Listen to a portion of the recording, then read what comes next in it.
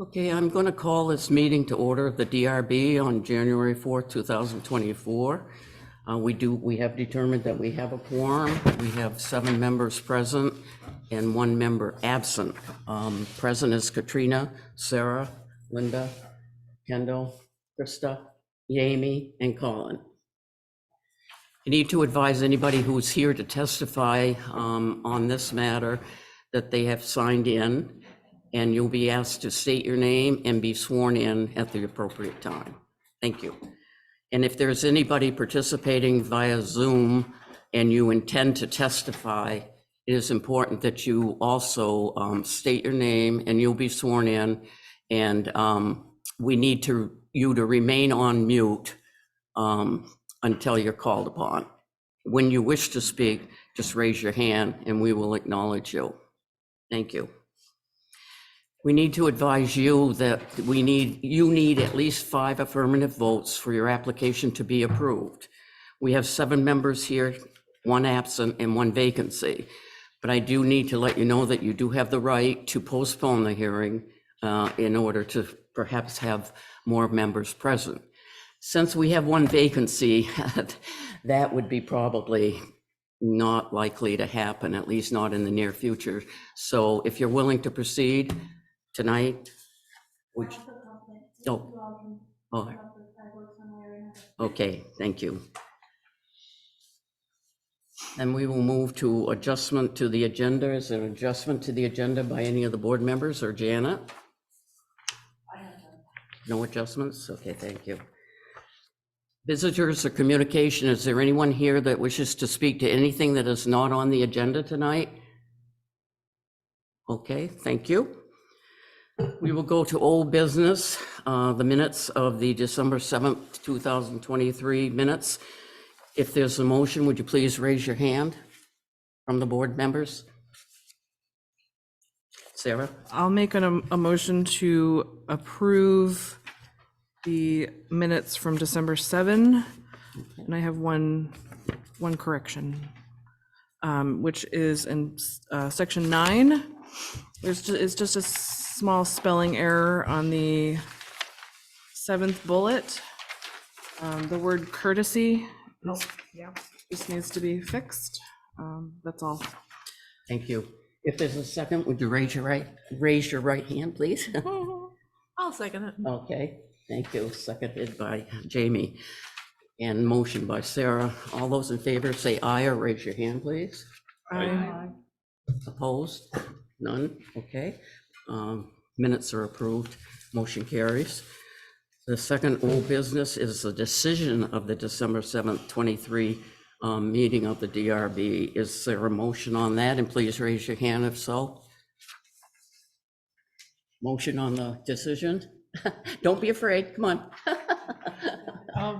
Okay, thank you. Motion made by Krista. Is there a second? Please raise your hand. I'll second. Sarah seconds it. All those in favor say aye or raise your hand. Aye. Thank you. Opposed? Hearing none. The decision is approved. New business.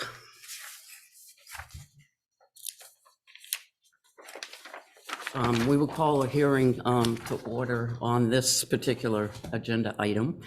It's approximately 7:05 p.m. And as I stated, if you wish to testify, it will be necessary for you to state your name for the record and be sworn in. Now, who of you wish to speak? All 3 of you, or? All 3 of you? You, sir? No, you're not. Okay, if you would stand, state your names. And raise your right hand. You swear the testimony you're about to present is the truth, the whole truth, and nothing but the truth? I swear. I do, thank you. If you would just come up to the, pull a chair right up here and come up to the, you can come up too, sir.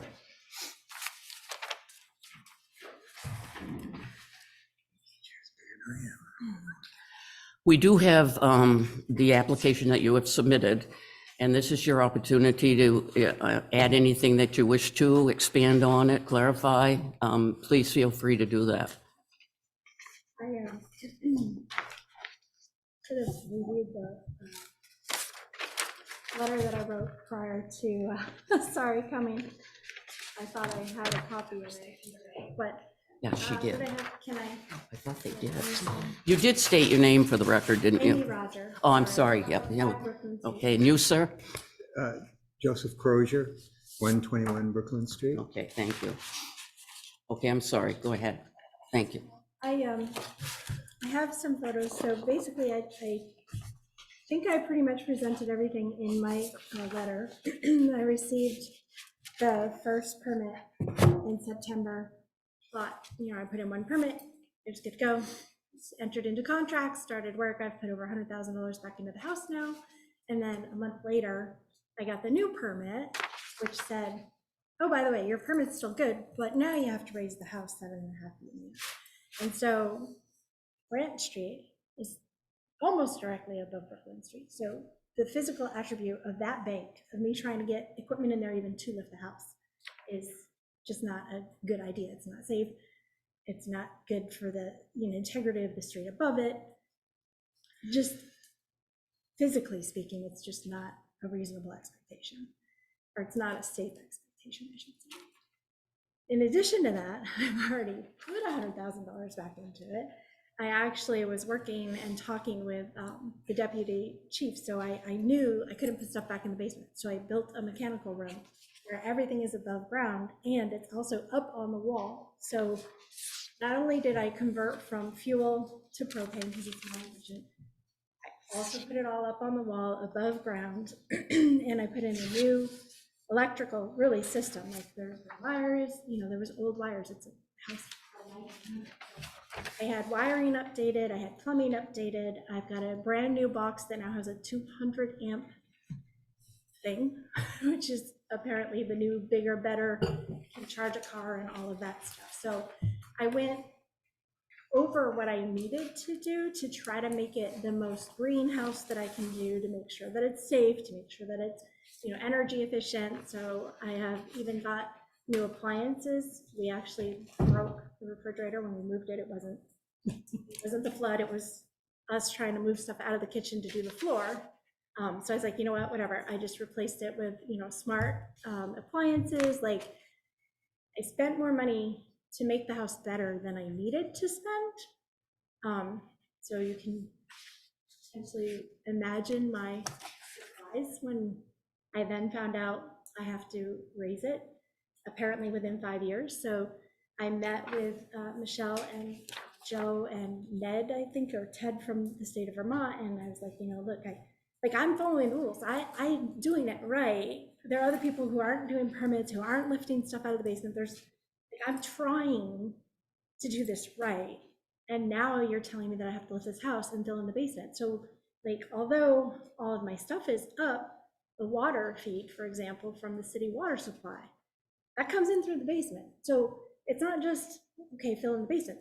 Everything that's under the house, even though the basement is now empty, you know, there's piping that runs under the house and such, that all of that's going to have to be done as well. It's not just lift the house, which I don't even know if the house could sustain a lift. I've actually gone out to a engineer to see if they can give me an estimate, because I don't know yet until I can get an engineer to come in there exactly what that price would be. But what I've got for estimates so far from just contractors and stuff is $100,000 to $200,000. It's 5 Brooklyn Street. It's behind Gusto's. It's a 1900. It's not worth putting that kind of money into, A. B, I make $19.86 an hour. I can't afford more mortgage than what I already have. So even if I could get like a small business administration loan to do this work, I can't afford it. So essentially, I'm at the point where had I known this up front, right? Had anyone said to me in the very beginning, look, you have substantial damage, there's going to be some significant things, which the third or fourth or fifth time, like right before FEMA cleared out, when I went up there, I got a 8x10 paper that explained it. It's like, why didn't people have this information in the beginning? Had I known this, I would have taken the insurance money, paid off the mortgage, sold it to the city through the FEMA program, and washed my hands of it.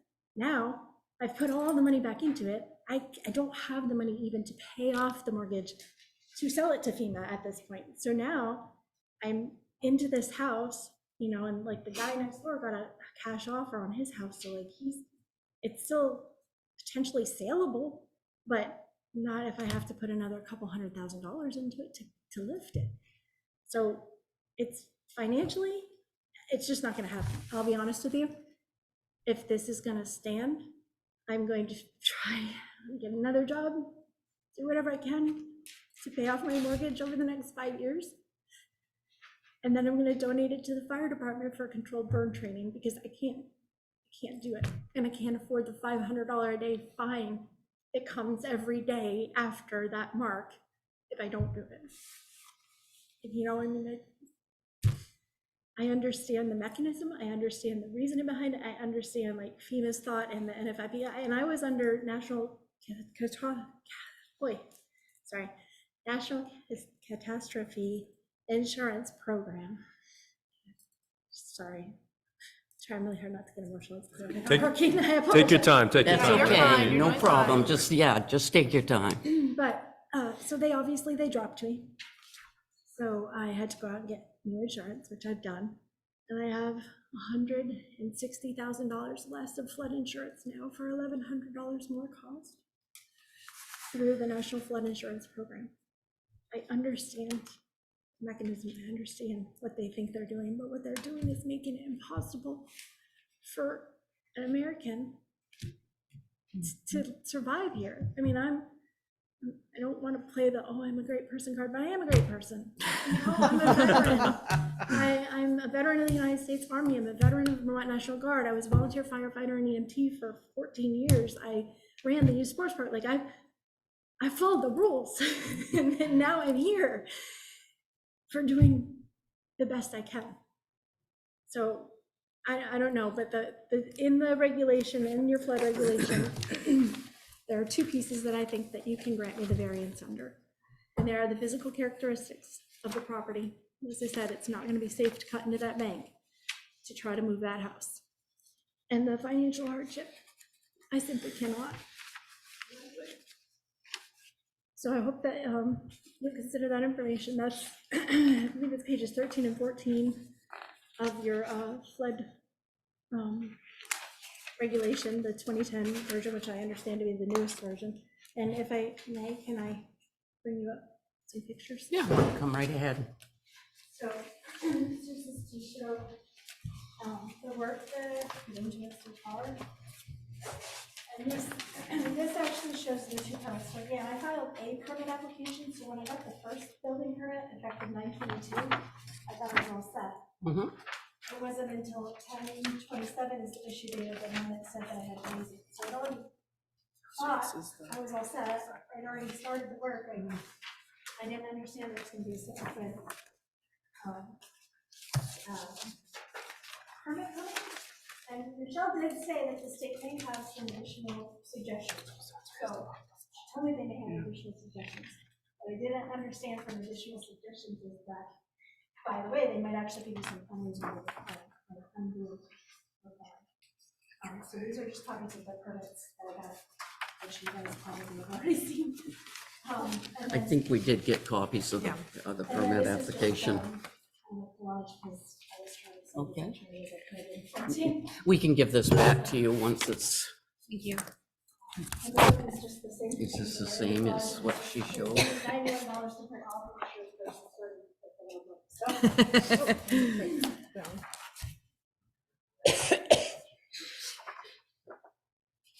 Like nice work. It does look like this one. Can I get those pictures? We took a drive-by. Did you Copy take a that so drive-by? they go into the record? Did you take a Take drive-by? one of the, No. I printed 3 copies. I did. I don't know if she could ever do anything in the back of that house. By the time I think, leave, but that's, it's dark, so I know, kind of hard I to know. figure all that out in the dark. I don't know. if Janet, do you want to, You, I don't know if you want to use that one or if you want to copy that one, but Yeah, these are just permits. do you want this back, ma'am? And then these are, these are all just the receipts from. We're done, right? yeah, we don't, I mean, we don't, I don't That's- think we yeah, we're need to. fine with that. Thank you. There's like a photo and there's like that. You can just look at it. Is there anything else that you'd like to add at this time? I just, no, I mean, Yeah, honestly, yes, there is. I don't blame anyone. You know, as a citizen, I don't know what I don't know. And I listened to the, people that were telling me what to do, and they were largely correct, right? So I knew I had to move the stuff up from the basement. So it's not like anybody was trying to be helpful. It's nobody's fault we're in this position. It's not the city, the state, FEMA. Like, I could blame anyone, including myself, because I didn't know enough to go get this regulation and read it. So God forbid anything happen like this again. My sincere hope, and Michelle, I think, has my number. I am willing to work with anyone to make sure they understand day one what they're looking at, because I would have done this entirely differently. And I would have been paid off my mortgage, paid off my car, debt free. Now I'm just further in debt and still might lose my house. So I understand now the significant damage thing. I understand the implications of that. I've become educated. I'm more than willing to help free of charge in any way I can if something like this happens again, because I don't want anyone else that is doing the best they can to end up in this situation, to have worked this hard, and like I left a relationship. I got myself back on my feet. This house I bought in 2020, it was like the first big thing I've ever done. And then the flood came and washed my feet out from under me. And then I made the insurance claim and I did the work and I shoveled this stuff and I got back on my feet and I thought I was good. And then this flood permit came and just took my feet out again. And I don't want anyone to have to feel that defeat just over and over again if it can be prevented just with information, just with understanding and education. So I don't know whose role that would be. I don't know if you need a volunteer role to be created. Like, I don't know whose responsibility that is, but I know that people that have never lived through this, we don't know what to do. We don't know what to ask. We don't know where to look. So we're going to have more people in this situation.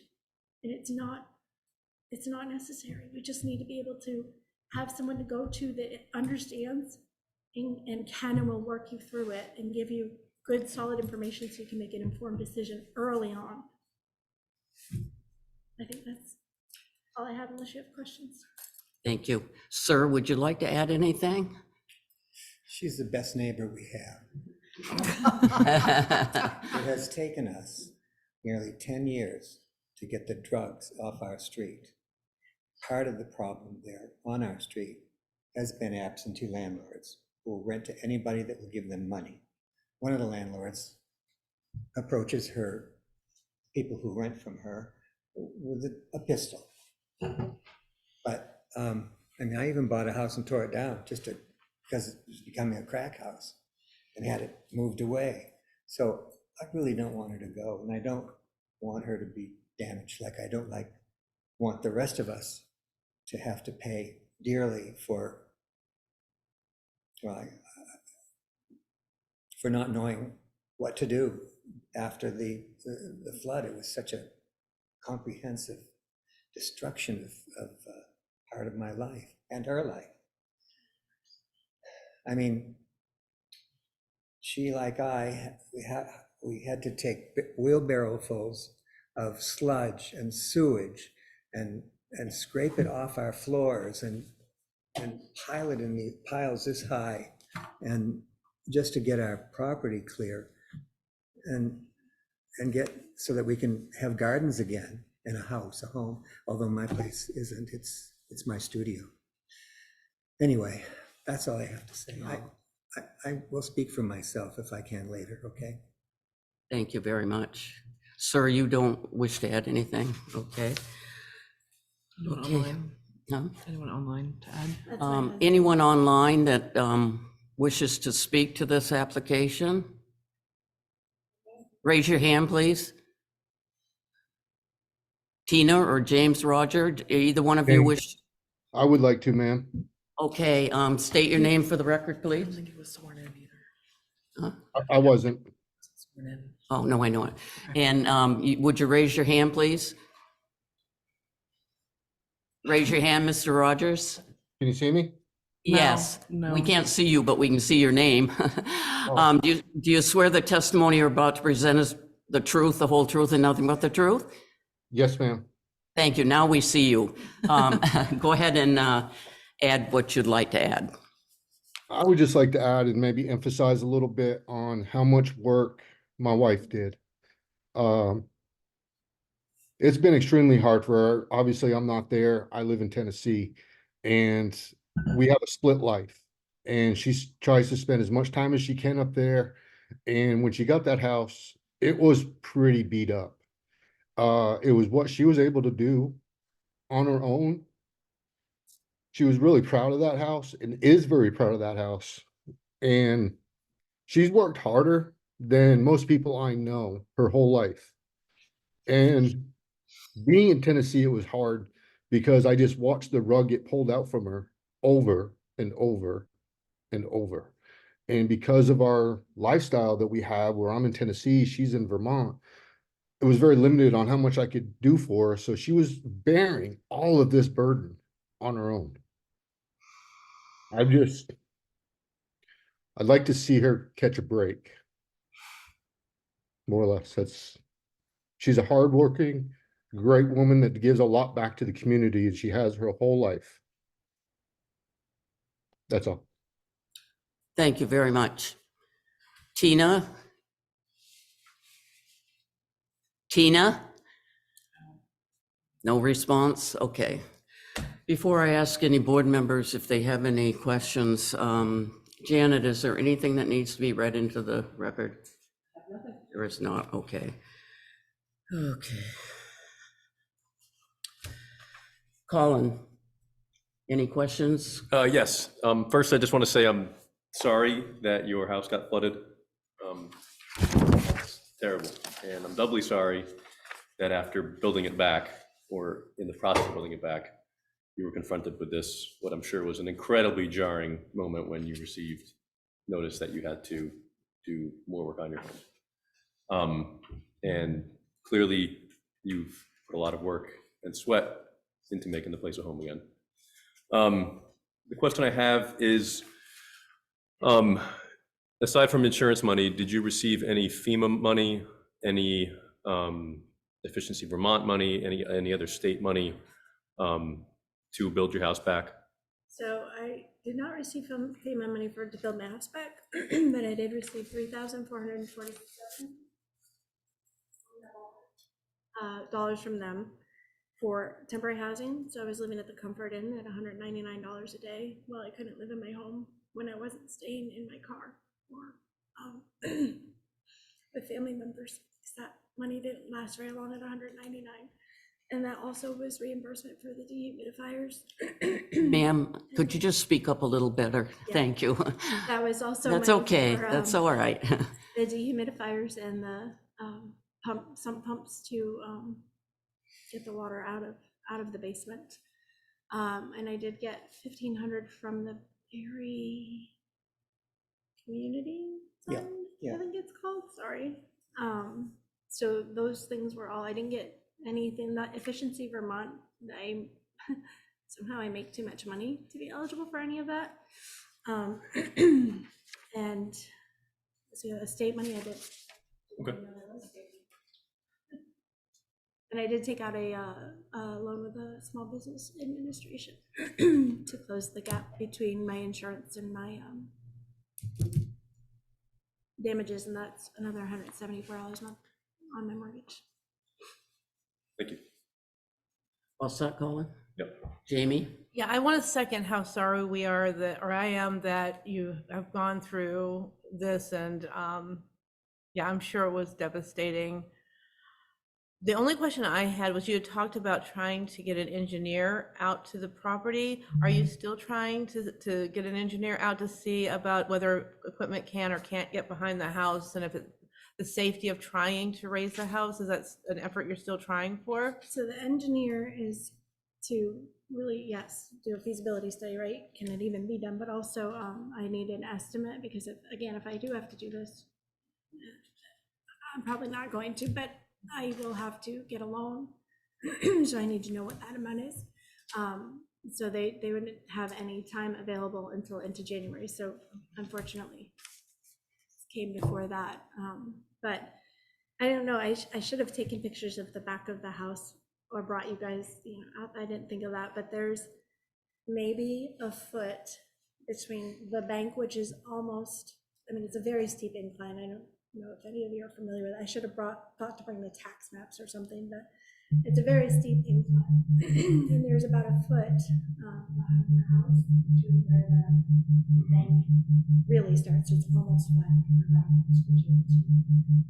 fact, when I did change over to propane, they had to put the tanks on the side of the house, so that the tanks on the north side of the house behind there. So I am not an engineer. I do not see any way possible to get equipment back there without at least putting at risk the integrity of the street above it. There's just not enough, I mean, you can't, there's nothing big enough to, small enough to do anything that could fit in that space. Thank you. Kendall? Well, I do want to say that I'm very sorry for that this happened to you also, but we were actually we're out at your house looking, and you're absolutely right. There's just no room between the bank and your house. So I understand your problem that you're having with that issue. Also? That's all Sarah? I'm going to say. You skipped No, over. I'm doing an order. Oh. I'm not following any particular order. I I was just want, in thinking- fairness, so I'll reverse it the next time around. And Colin and Jamie were first because I expected you to be on Zoom. Oh, And sometimes I have a tendency to forget about the people on Zoom. Oh. Not intentionally, but, so that's reason. just But yeah, I am trying to just, spread it out a little bit. So Sarah, go ahead. Okay. I don't have any additional questions, but I certainly feel for your situation. Krista. I also feel for your situation. I do not have any questions, and I'm sorry that you're having to go through this. Katrina. I don't have any further questions, and it's a very regrettable situation that you find yourself in. Very difficult. I appreciate all the apologies. It's not anyone's fault. I do have a question in the one of the reports that said that the additional requirements from the flood hazard permit came after the substantial improvements and had been started, and not knowing the suggested outcome from the state regional floodplain manager. Were you aware that that was necessary before you started the improvements to your property? So I was aware that the permit was going to the state and that they may have additional suggestions. When I got the building permit, the first one I got, I thought that was it. So I didn't realize at that point that it had not yet been to the state and come back. So I got the two permits. So the second one made it clear that it was a flood permit. I didn't differentiate. I didn't even realize that it would be, but the first one says City of Barre building permit effective 9/22, and this one doesn't say anything. Then the 10/27 issue date one came, and that's flood permit. I didn't realize it should say flood permit. I didn't realize that when I got this, it hadn't been through whatever processes with the state. So yes, I started the work before I got the flood permit, thinking that I already had the permit because I had got this one before. And how long afterwards did you get the state ones after the city? So the effective date on the city is 9/22. They're actually both from the City of Barre, but the one that says building department, which says it must be displayed in a conspicuous process, like it's a permit, that effective date is 9/22.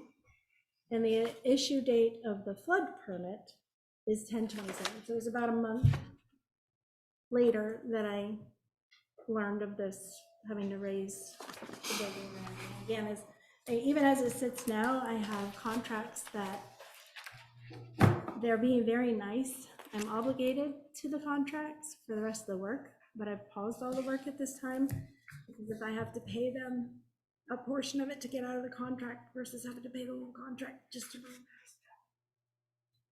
They're being very patient, the contractors with me. Okay, the other, maybe a question for you, Janet. Again, it said something about the development is not in conformance with the flood hazard area regulations established by the City of Barre. But it refers to a new development. this is not a new development. This is an existing structure. So I didn't understand why she'd need a variance even because of that. I'm actually referring to page 7.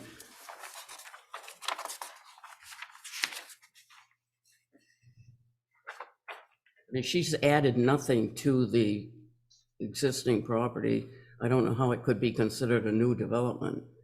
The footprint hasn't changed, but I did build that mechanical room in the garage, so I don't know, that was kind of what but the footprint of the building's not changed at all. The garage was there though when, yes, Correct. yeah, so essentially nothing's been added. You just move things up from the basement or yeah. And I had another question I had, said something about the mechanical room. I'm just trying to see if I can remember where I saw that, needing some kind of permit. And that I didn't understand either. I mean, there must be a lot of people in the city who have put mechanical rooms in their garages. So that was unclear to me as well. So on top of page 7? Yeah. Oh, let's see.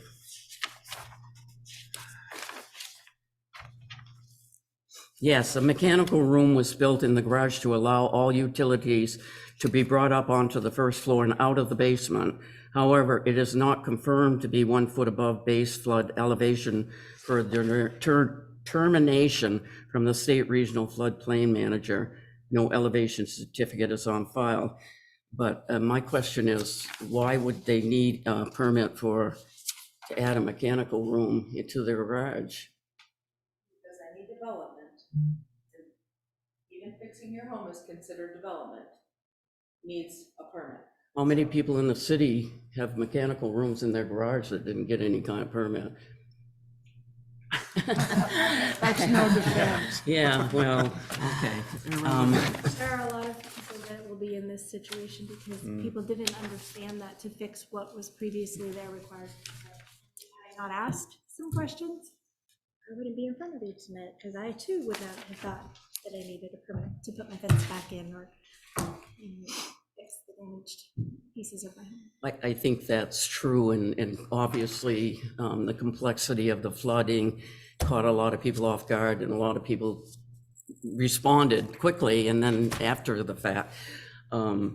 So I can understand that as well. But we always say whenever people wish to make changes and they're unsure whether a permit is needed, and this doesn't apply to you because you did apply for the permit, it's better to ask upfront. Right, yep. But we've had that happen before. Michelle was very good about saying, even if you're just replacing the floor in your kitchen, you need to put it in there. Everything you're doing, your fence is being replaced, you need to put it in there. So she gave me very good instruction on making sure that permit included just the repairs in there, not anything new. Just to check. Yes. Okay, let's see, do the board members have any other questions or comments they'd like to make? Okay, I'll get back down. Okay, if there's nothing further, the board will go into deliberative session and make a decision on your application. You will be notified in writing within 2 weeks, but you can call Michelle or Janet in the morning to learn of the board's decision. Thank you very much for your time. We thank you for being here, and again, you have all of our sympathies. Krista actually is still going through quite a problem with her house as well, so it's a sad situation, it really is. I've learned a lot. I haven't seen Michelle yet, but Thank you all very much. Thank for your time. thank you. Thank you. Good luck to you. Yes, good luck.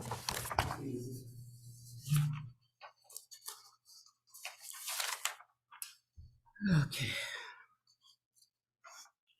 I Motion to think close the he hearing? want- Yeah, Did he want to speak? Waiting for them to. No.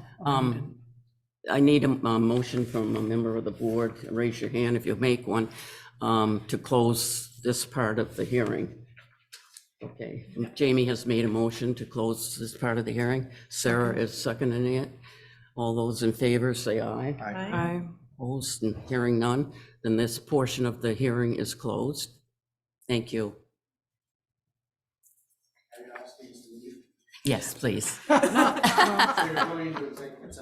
Well, it is an executive session. It's a deliberative session where the board takes all of this information into account and makes a decision and then goes back into the regular session to either, make a decision on what to do with the application.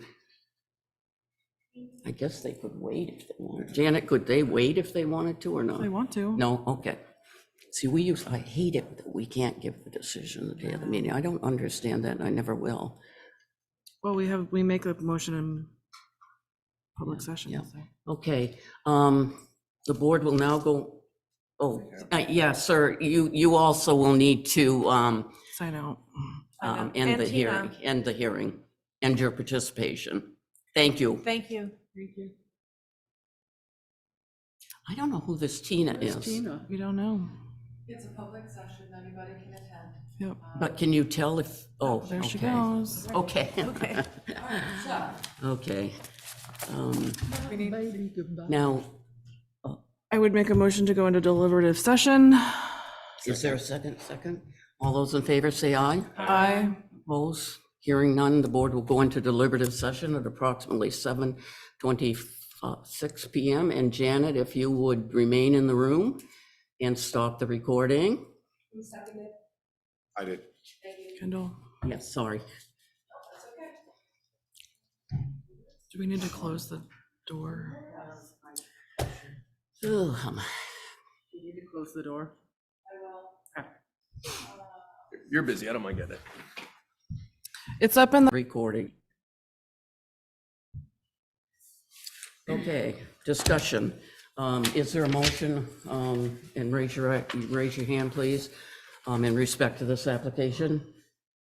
Yes, Jamie? I would do a motion to approve the variance with the caveats of on the staff recommendation page. With the The variance is, condition added? yes, with both, 1 and 2. 2 conditions. Yep, both conditions on page 8. I will second that. Seconded by Sarah. Janet? Seconded by. All those in favor, say aye. Aye. Opposed? Hearing none, then the application is approved, the variance is approved. Thank you. Okay. Roundtable. Anybody have anything for roundtable other than business? Hearing none, all right. I don't believe there's any need for an executive session, is there, Janet?